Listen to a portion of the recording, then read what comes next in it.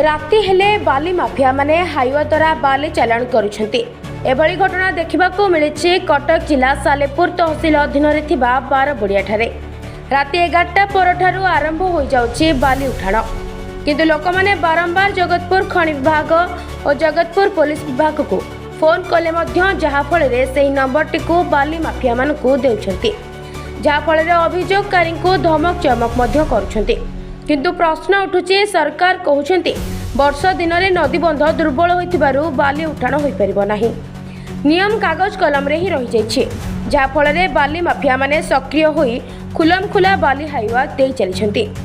ग्रामवासी माने पुलिस को फोन कले मध्य पीसीआर वैन कौनसी प्रकार एक्शन नेउ नथिबा अभियोग मध्य रहिछि।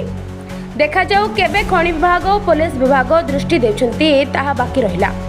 ब्यूरो रिपोर्ट, शून्य बासी टीवी।